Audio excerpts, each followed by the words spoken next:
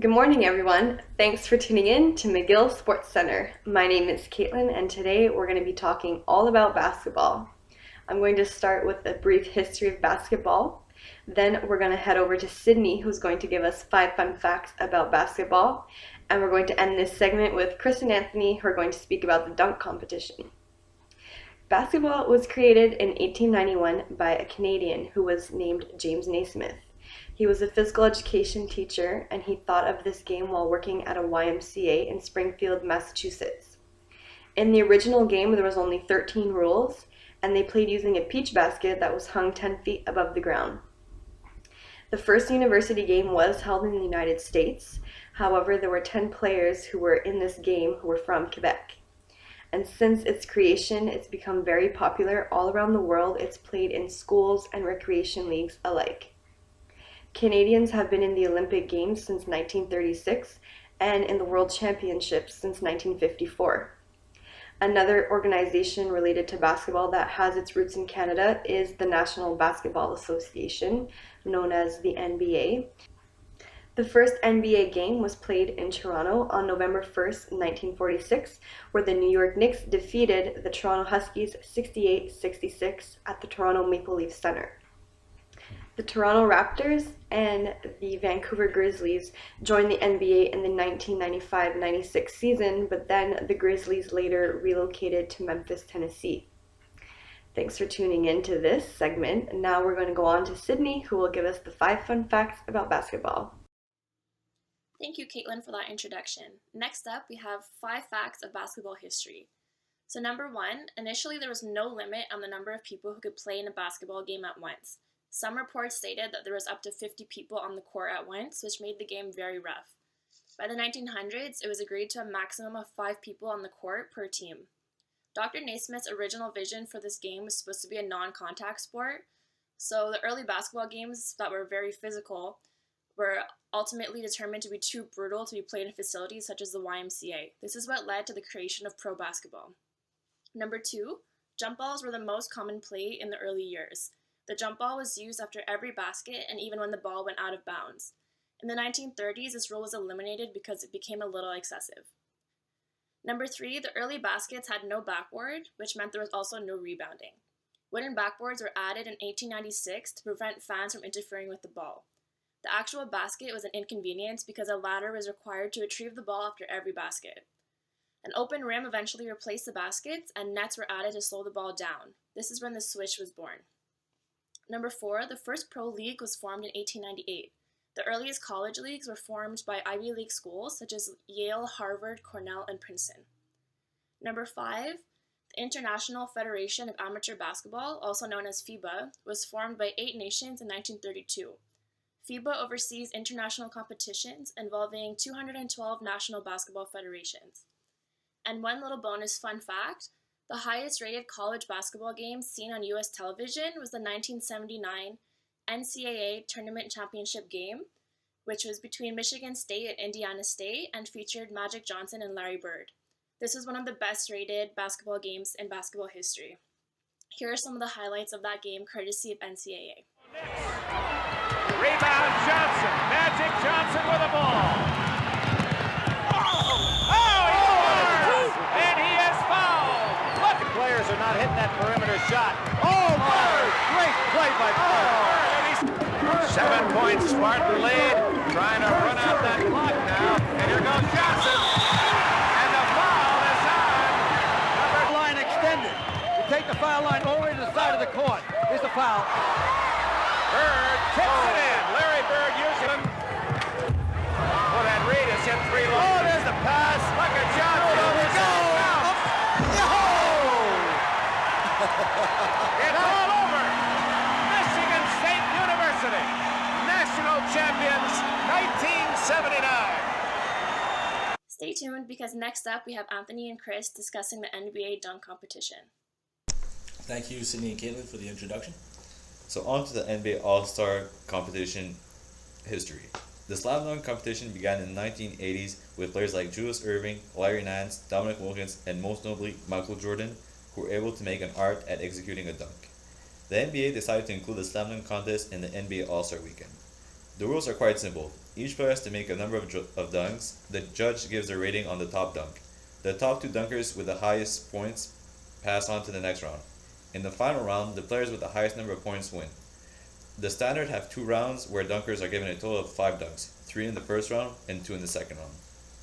They can be given a maximum score of 50, where each judge would give the score of 10 points to the dunker, and this is only done with the most extraordinary dunks such as Michael Jordan's jump from the free throw line or Vince Carter's 360 windmill in 2000.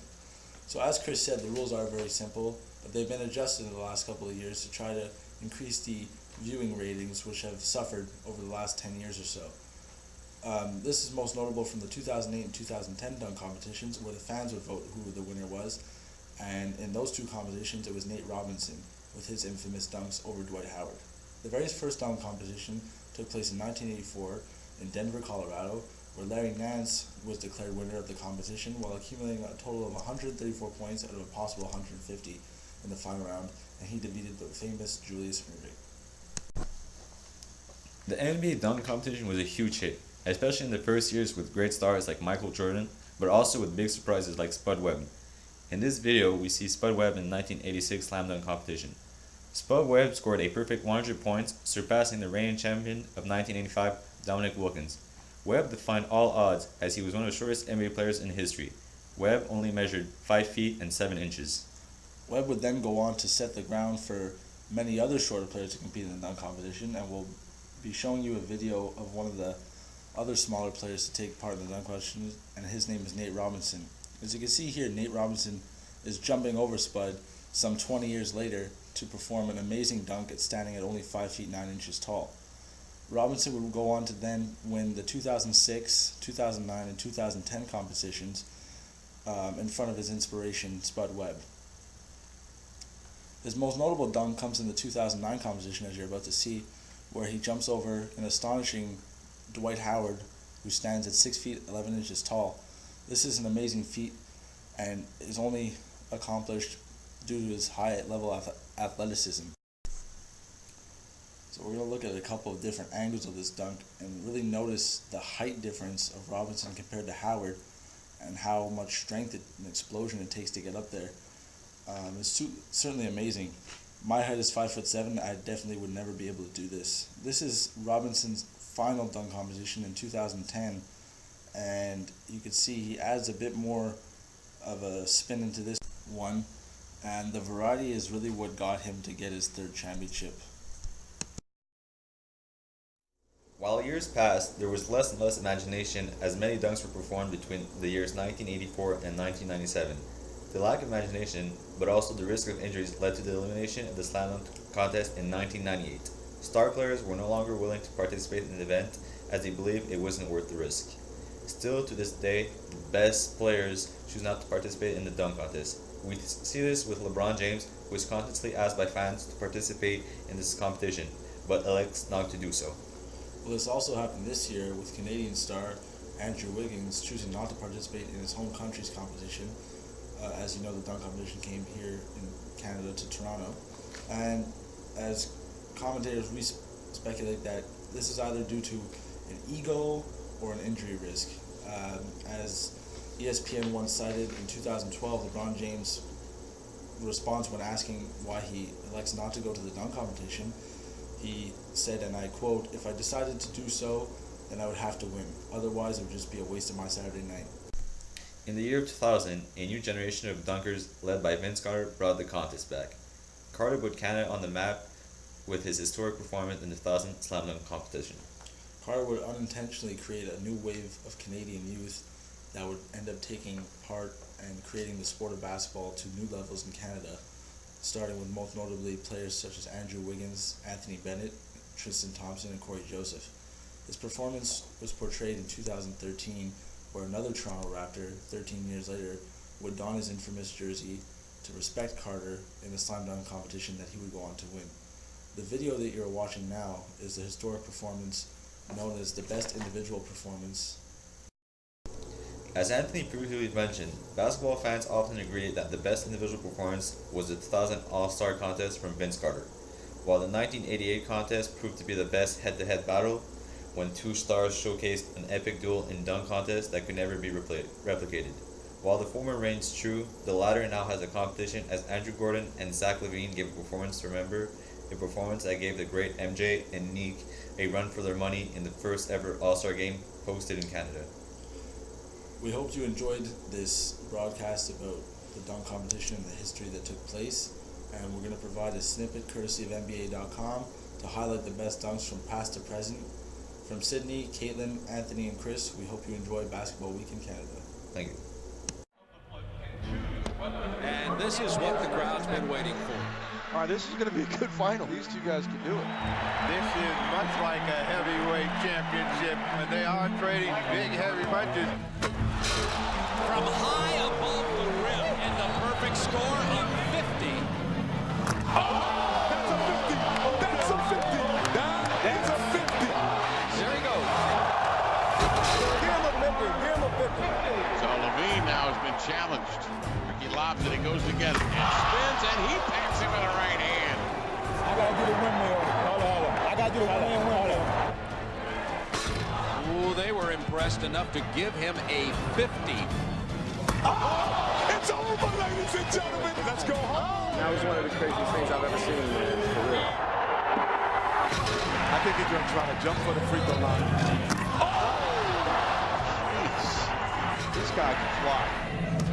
That's Dominique like. That was Dominic Wilkins. That was Dominique like. I've never seen two guys electrify the building. Dominique and Mike. Here's LaVine leading from midcourt. Here he comes. Going to take off. That brought Dominique to his feet. Well, the crowd lets you know what they think of it.